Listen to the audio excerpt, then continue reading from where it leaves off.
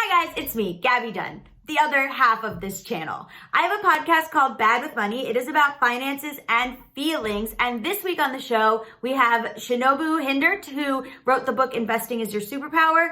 And we also have Akana, everyone's favorite internet celebrity, actress, writer. Anna is obsessed with the stock market, and so we're going to talk about that. This is the investing episode for the rest of us. If you are not a cis-straight white rich dude, this is the episode for you. So if you enjoy this clip, head on down to the link in bio, description below, and link in bio at my Instagram at Gabby Road, and you can listen to the episode. Learn to invest. Bye. I read your book, and we kind of start with the basics here a lot. So what is the difference between saving and investing? Yeah, that's a great question because I think people interchange those a lot. Or if I'm asking kind of first questions when I'm working with a new group of women, and they will say that they're investing. When we really dig into it, what they mean is they've been saving money and putting it in a savings account. So investing actually is participating in the stock market, participating in some kind of investment where you're leveraging your money and you're taking on some risk. When people are saving, it's really just that. You're taking money, you have cash, you're putting it in a savings account, maybe getting some interest these days, very little, and it's kind of parked there. So the growth on that's going to be really slow. And with us now seeing inflation starting to creep in, you're potentially losing money on that cash. Investing is you're actually taking on risk, buying something into the stock market, and you're seeing those values fluctuate day to day.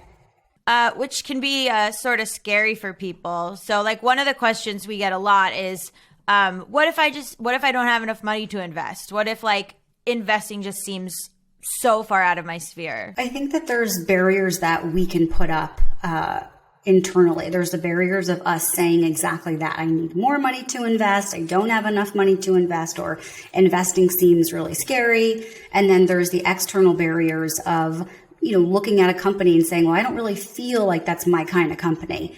And there used to be a lot of high minimums. So you couldn't actually buy a mutual fund or buy a stock unless you had quote, a lot of money. That could be a couple $1,000s to get started. But because we've been so loud in this industry, and I think this generation coming up, companies are changing. So they've kind of democratized investing now. And so you don't have some companies, you don't have any minimums. You can start investing with $15 and they're waiving the fees that they had before on low balance minimums that you needed to meet, or you couldn't even purchase something to begin with if you didn't have a minimum. Now you can. So really, you could, if you just said, I have $15 a week that I want to put into a mutual fund, you can do that now. And you can have it automatically happening where you couldn't do that a few years ago, and definitely couldn't do that when I started in this industry. So you're talking about like, oh, I'm seeing the companies that are available to invest in and I like don't want to invest in these companies, or they're not sure what's in the mutual fund? Yeah, they're not sure, even for the company. If we're talking about someone saying I'm saving, but let's say I want to buy a house in 8 years from now and I know I want to save. Well, if it's not growing in the cash account, let's say it's just like less than 1% that they're getting, but in the meantime, real estate prices are growing faster than what you could get in your savings account, that 8-year time frame, that might be more like 15-year time frame. And like you're kind of always missing the boat because you're not keeping up with the costs of real estate. So when you go to invest, you need to open a brokerage account. You need to go to an investment company to do that. And then you have a billion options. So that becomes a barrier for people to go like, what's a brokerage account? I don't even know what that is. I just want a regular account. And so it's kind of just understanding a lot of that terminology. But a brokerage account would essentially be a individual, completely taxable account that you could purchase mutual funds, stocks, exchange traded funds, things like that you wouldn't be able to get in a checking or a savings account. What do you mean by taxed account? So money you've already paid taxes on, so not like a retirement account where you're not paying taxes on the day-to-day transactions. So it's going to work like if you invest in a mutual fund, let's say you put $10,000 in, it goes to $15,000, you sell it, you have to pay taxes that year on the extra $5,000, where you don't have to do that in a retirement account. We just call that a taxable brokerage account. What is a covered call? So the easiest way to explain it is like Sephora layaway, I think. So if I have like makeup, I'm trying to think how to explain this in the easiest way for your audience. Maybe it won't be Sephora layaway.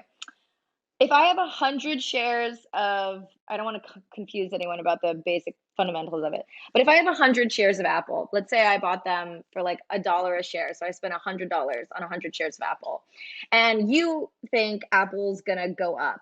So you're like, hey Anna, I'll buy your Apple shares at $2 a share for 200 bucks in 2 weeks. And as long as you just hold them for me. So for you, instead of investing the money up front, you can give me what's known as a premium. So you could give me like, I don't know, $15, $20 or something for me to just agree to hold my Apple shares for a set price for 2 weeks. When the 2 weeks comes up, if Apple rose, an exponential amount of money, I still owe you my shares at the price we agreed upon. So you make a profit if you decide to flip them. At the end of the 2 weeks, if Apple hasn't exactly gone up where you want it, you can be like, okay, never mind. I don't want to invest the full money for that. You keep the 15, 20 bucks and I'm not going to buy your shares. So then I get to go into a contract with someone else.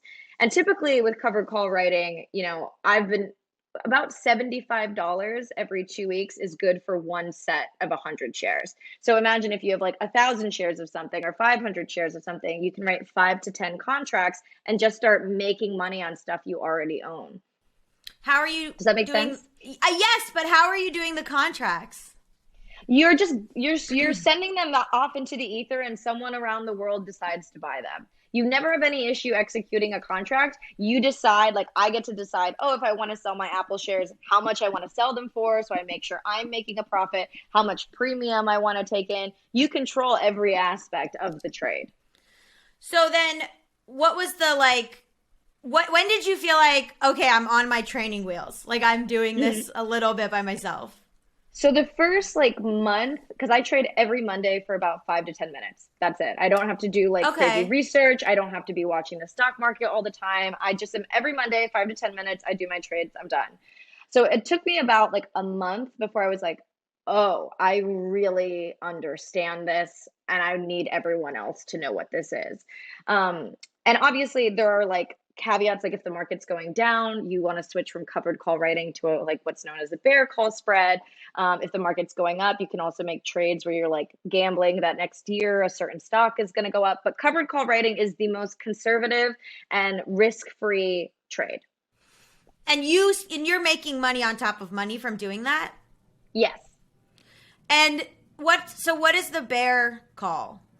Bear call spread is basically you buy two options and pit them against each other in order to collect the leftover premium when the market is going down. I know it sounds so confusing. Yeah. It sounds confusing, but that's why I usually teach everyone covered calls, because that's the easiest one to understand if you don't want to invest too much time learning the actual different kinds of options trades. That said, once you get the hang of it, you're like, oh, I fucking get this.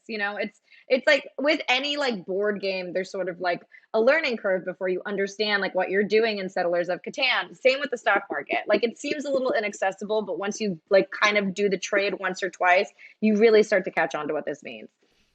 So what is a leap? You mentioned that earlier. A leap is I can buy an option for Apple. If I think Apple's going to go up next year, I can buy what's known as a leap. So I can buy that 1 year or 2 years from now. And I agree to sell someone an option at a set price. Mm-hmm. So if Apple is $200 now and I decide to buy a leap option that expires next year for also $200, every time Apple goes up $1, my leap is worth $50 more. So every dollar movement of the stock, I get $50 if I decide to sell it. So it's really good for growth stocks, leaps. Mm-hmm. If you believe in a company is going to grow long-term for the year, I can buy that and then sell it whenever it's profitable. So how much did you start with? How much did you put in, if you don't mind? Yeah. So I started investing in 2015 and I would put about 10% of every paycheck just into the stock market to buy and hold. So I had about $5,000 in the stock market. And then when I learned about covered calls, I was like, holy shit. And I started putting 20, 30% or whatever I could back into the stock market. So last year I had 500,000 in there because I just went insane. And then I was able to make total, I think, 200,000. Just from covered calls? just from covered calls.